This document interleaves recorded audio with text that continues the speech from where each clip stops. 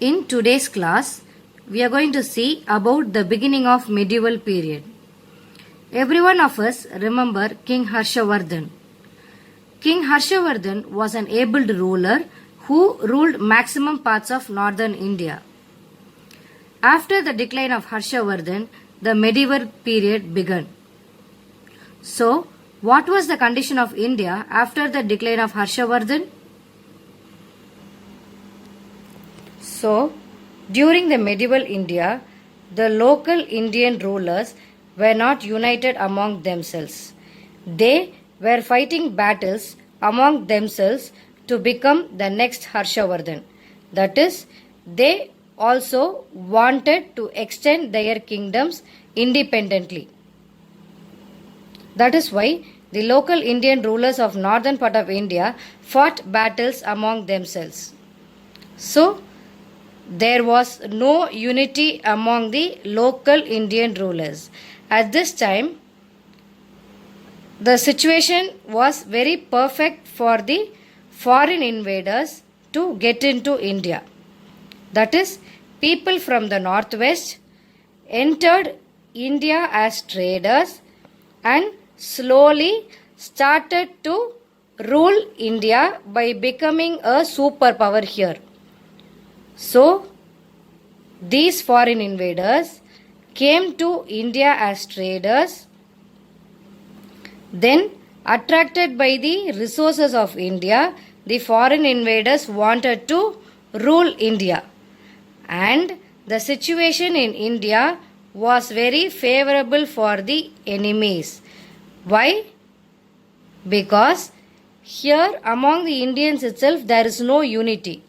So, it was very easy for the invader to mingle with one of them to defeat all the others, thereby initially gaining indirect power of India, later gained direct power of India. Thus, foreign invaders came here as traders, then indirectly ruled India with the help of local ruler. After some days, the foreign invaders started to rule India directly. One reason which was favorable for the foreign people to invade India was there was no unity among the Indians. That is why people generally say that if we are united, no other foreign power will be able to divide us. That is why even we have a famous slogan called as United we stand, divided we fall. That is, if we are staying united, nobody can defeat us. The geographical features have influenced the historical events. Moving to the next topic, the impact of geography on history. India is a vast land with approximately 5,400 kilometers length.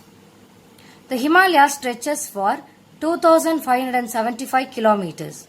The Himalayas in the northwest, north and northeast protects India from enemies.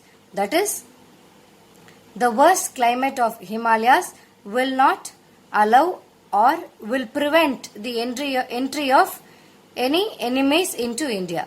The northern plains are very fertile that they help to promote agriculture and increase the economy. By doing agriculture, cultivation is done, crops are produced. When the crops are produced in more number, trading activity is done, which in turn increases the economy.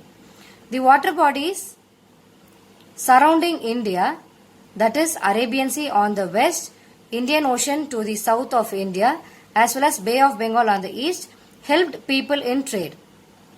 Also, the Vindhya and Satpura mountain ranges acted as a barrier to prevent us from enemies' entry.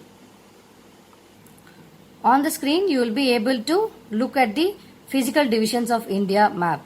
So, you are seeing the Himalayan ranges, the northern plains, the coastal plains, the Vindhya Satpura Aravalli ranges. Also on the map,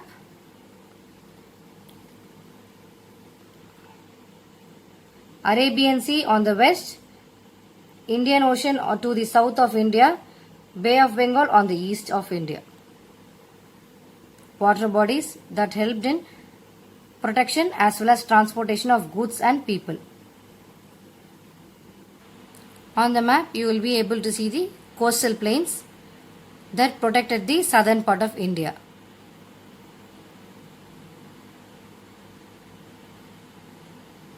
And these coastal plains are rich in natural resources. Like we all have different names, India also had various names. Sapta Sindhu was a name given to India during the medieval period. Sindhu means the river Indus here, and Sapta means 7. So it means land of 7 rivers. According to Persians, India had the name Hindu. Other sources say that the word Hindu was derived from the Sanskrit word Indu. That is why the land got the name Hindustan. The northern part of the country was referred to as the Aryavarta. The Greeks called India as Indica.